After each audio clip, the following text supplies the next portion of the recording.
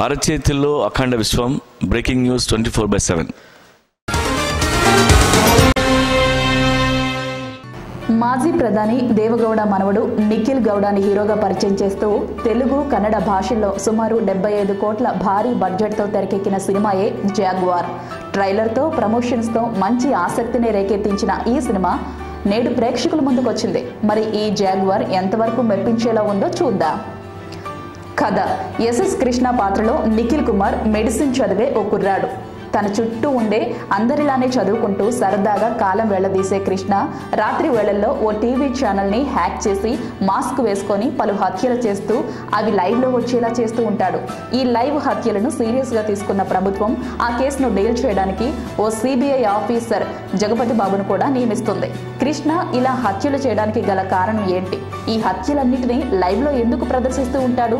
ఈ కథలో రామచంద్రయ్య, ప్రియా, సుప్రీత్, సంపత్ ఎవరు అన్న ప్రశ్నలకు సమాధానమే సినిమా. ప్లస్ పాయింట్స్: ముందుగా సినిమాకు ఎంచుకున్న ప్రధాన కథ బాగుంది.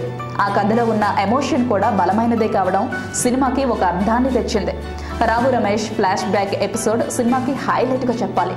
ముఖ్యంగా ఈ ఎపిసోడ్లో రమేష్ తన సహజమైన నటనతో బాగా ఆకట్టుకున్నాడు.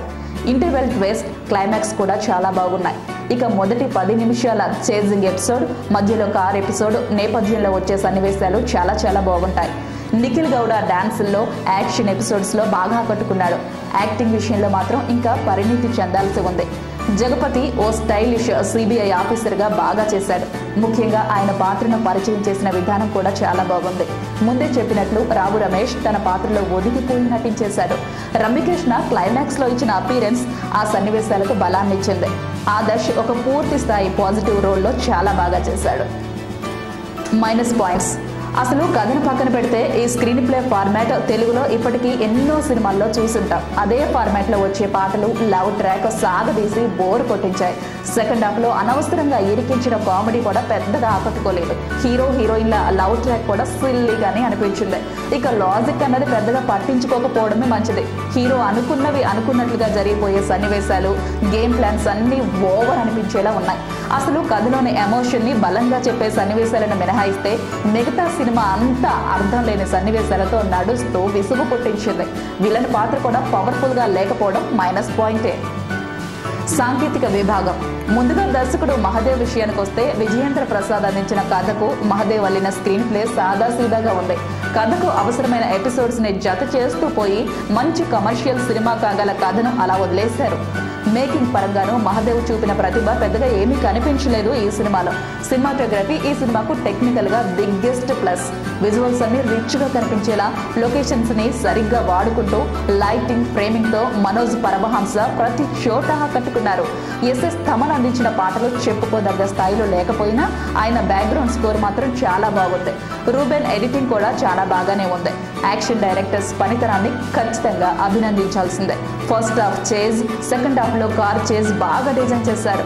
ప్రొడక్షన్ వాల్యూస్ కి ఎక్కడా కాస్త కూడా వంక పెట్టడానికి వీల్లేదు.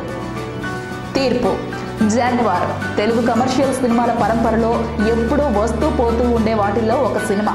అయితే ఈ సినిమాలో స్టార్ హీరో లేకపోవడం అన్నది ఇక్కడ పెద్ద మైనస్. అసలు కథలో ఎమోషన్స్ బాగుండడం, కొన్ని చేజింగ్ సన్నివేశాలు బాగా ఆకట్టుకోవడం లాంటి ప్లస్లతో వచ్చిన ఈ సినిమా మిగతా అన్ని చోట్ల ఆ రొటీన్ అయిపోవడం నిరాశపరిచే అంశం. ఒక మాటలో చెప్పాలంటే రొటీన్ కమర్షియల్ అంశాలతో జస్ట్ ఓకే అనిపించే స్పీడ్తో వచ్చిన జాగ్వార్ ఇది. ఈ సినిమాకు మేమిచ్చే rating 2 stars out of 5 stars.